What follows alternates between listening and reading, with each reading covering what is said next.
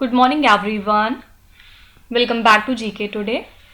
And today we'll be discussing most important MCQs for 17th and 18th of September 2023. Let's start with our session. Varuna is the bilateral exercise between the navies of which countries? Actually, phase 2 of the 21st edition of Varuna bilateral exercise between India and French Navy was conducted recently in the Arabian Sea. And this exercise witnessed the participation of guided missile frigates, different type of tankers, maritime patrol aircraft and integral helicopters from the two sides. And the first phase of Varuna was conducted off India's western seaboard. Okay, so Varuna is the exercise between India and France.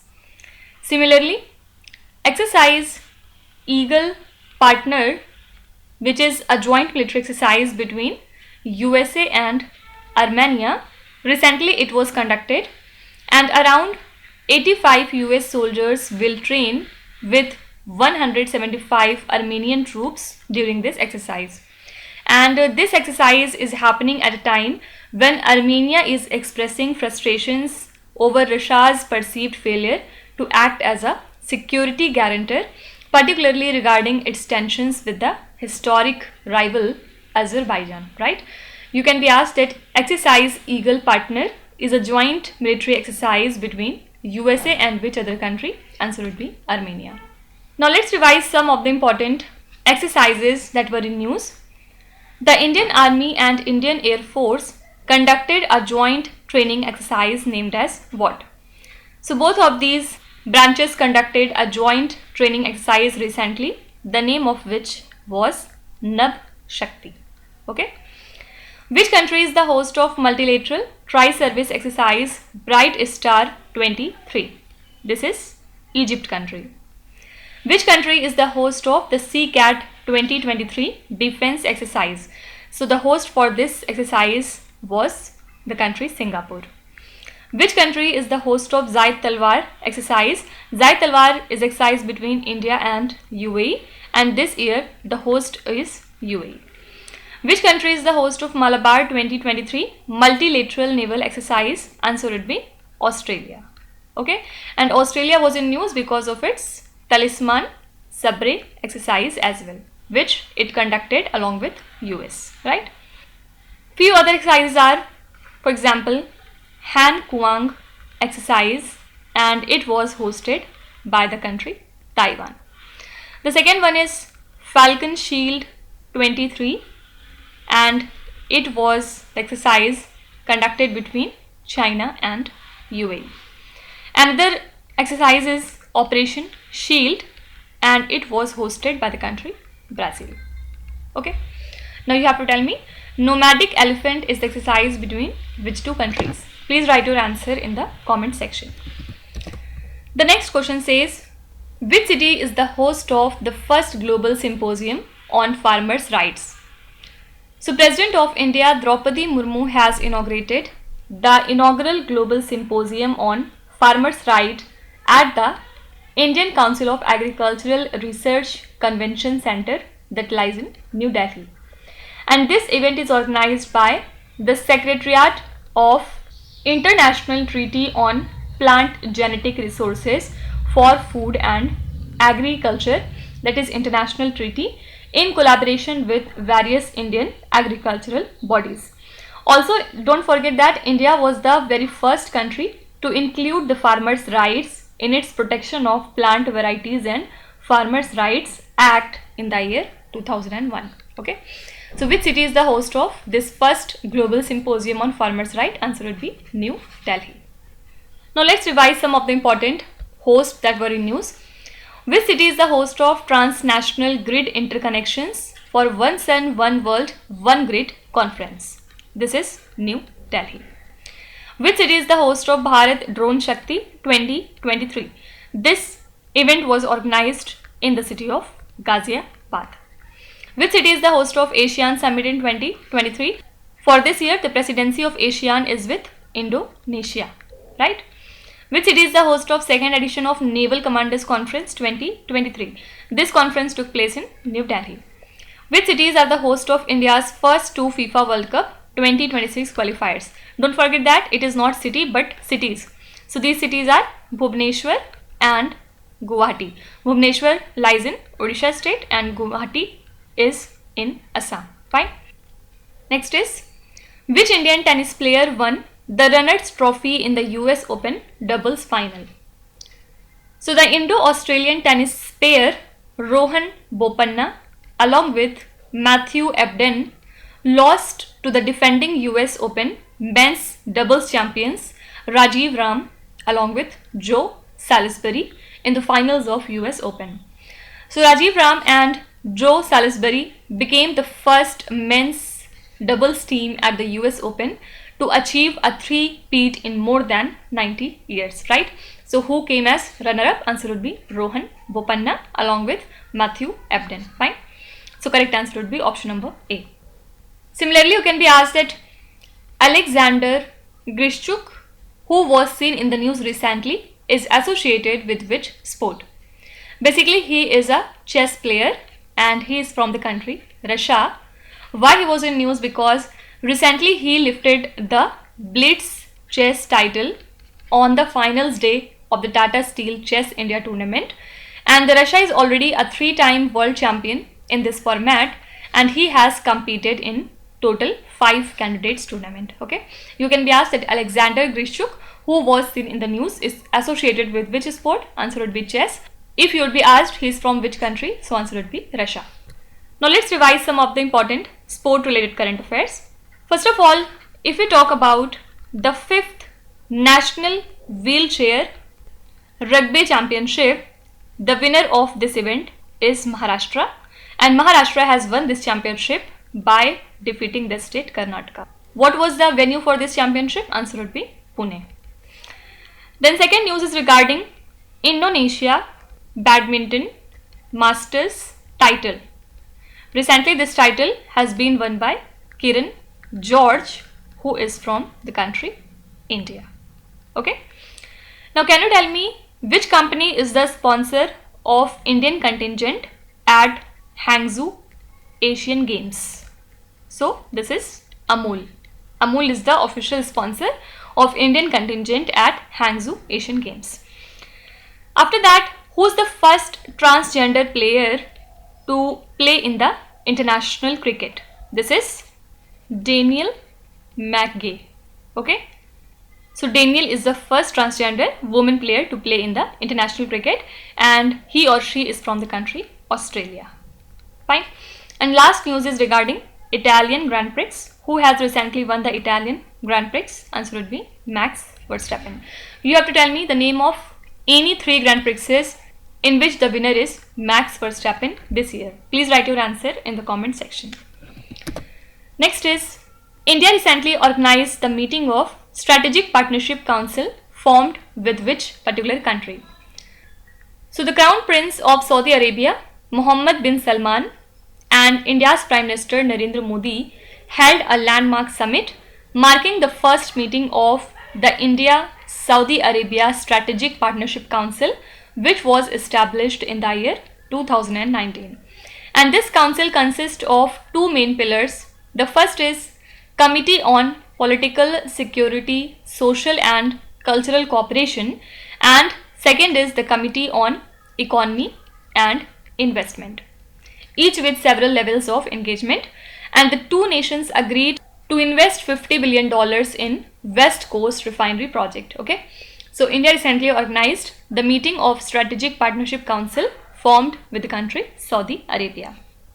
Now let's see different news regarding the country Saudi Arabia, why it was in news. The first one is, recently India and Saudi Arabia have signed a memorandum of understanding on energy cooperation in New Delhi.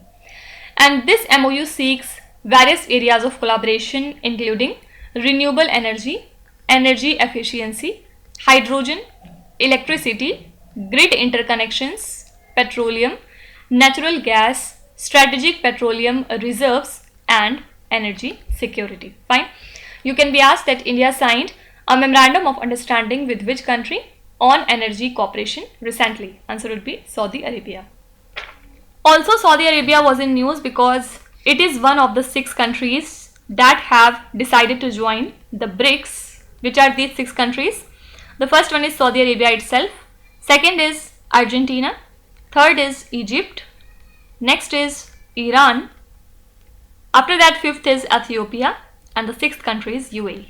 These 6 countries are joining the BRICS, and already BRICS has the members of Brazil, Russia, India, China and South Africa. Okay. Now apart from it, USA has announced prison exchange and fund transfer with which particular country? So the Joe Biden administration has taken some steps to secure the release of 5 American citizens who are detained in the country Iran by issuing the waivers allowing international banks to transfer $6 billion in frozen Iranian funds from South Korea to Qatar without fear of American sanctions. And in exchange, the US has agreed to release 5 Iranian citizens held in the US, and this move marks a significant development in the diplomatic relations between the US and Iran. You can be asked that USA has announced prisoner exchange and fund transfer with which country? Answer would be Iran. Next question is, which department launched recognition scheme for ISPs promoting rural FTTH broadband? So the Department of Telecommunications has introduced a scheme to acknowledge internet service providers for their outstanding contributions to expanding fiber to the home broadband connectivity in rural India. And this initiative aligns with the government's objective of promoting the digital inclusion and fostering the socio-economic development in the rural areas, right? So here correct answer would be Department of Telecommunication. Also, which institution has recently launched the grassroots initiative to promote Indian standards in the rural areas? So this is Bureau of Indian Standard, which is India's national standards body. Recently, it has initiated a comprehensive outreach program to raise awareness and encourage compliance with the Indian standards at the grassroots level. And this initiative aims to sensitize Gram Panchayat presidents and secretaries across the country, which would emphasize the importance of adhering to Indian standards while implementing the government programs and the schemes in our villages, right? So this is the initiative of Bureau of Indian Standard. Next question is, which union ministry released the PM Daksh portal? So Minister of State for Social Justice and Empowerment has unveiled 5 groundbreaking initiatives, including PM Daksh portal for skill training and employment opportunities, and the release of anonymous data through the unique disability ID portal is one of their programs in collaboration with the Council of Architecture for Universal Accessibility courses. Basically, it includes a compilation of disability right court judgments and an online case monitoring portal by the Chief Commissioners for the persons with disabilities, right? Simply you have to remember that PM Daksh portal is associated with Ministry of Social Justice and Empowerment. Now here let's revise some of the important ministries that were in news these days. First one is Gramodyog Vikas Yojana is associated with which union ministry? So it is related to Ministry of MSME, and who's our Minister for MSME? Mr. Narayan Rane. It was in news because of some KVIC thing, and who's the current chairman of KVIC? Mr. Manoj Kumar. Fine. Diksha portal, Diksha platform functions under which union ministry? It is the initiative of Ministry of Education. Who's our Minister for Education? Mr. Dharmendra Pradhan. And what is the full form of Diksha? It is Digital Infrastructure for Knowledge Sharing. Okay, Digital Infrastructure for Knowledge Sharing. Which union ministry launched the Mera Bill, Mera Adhikar scheme? It is the scheme of Ministry of Finance. And who's our Finance Minister? Nirmala Sitharaman. As per the Youth Affairs and Sports Ministry, how many Khelo India centers will be established within a year? So in just 1 year, 1000 Khelo India centers would be established, and this is our main target. Which Union Ministry extended the deadline for enabling Aadhaar based payment for Mahatma Gandhi National Rural Employment Guarantee Act workers? So this is Ministry of Rural Development. Okay, and earlier the deadline was 1st of September, but now this deadline has been extended for 5th time till 31st of December. Fine. Next is India launched infrastructure financing bridge along with which particular country? Basically, India and the UK have announced the launch of an infrastructure financing bridge to facilitate major infrastructure project, and it was revealed by our Finance Minister Nirmala Sitharaman. So both the nations agreed to conduct investment negotiations concurrently with the good negotiations as part of their free trade agreement discussion. Okay, so India has launched infrastructure financing bridge along with the country UK. Now can you tell me, when was the International Tribunal for the Law of the Sea founded? So this tribunal will hear a groundbreaking case brought by 9 small island states who seek to protect the world's oceans from the devastating impacts of the climate change, and it was founded in the year 1982 in Jamaica. Okay, so these nations have turned to this particular tribunal to determine whether carbon dioxide emissions absorbed by the oceans can be considered pollution, and if so, what necessary steps countries should take in order to prevent it. So ocean ecosystem play a vital role in oxygen production, as we know.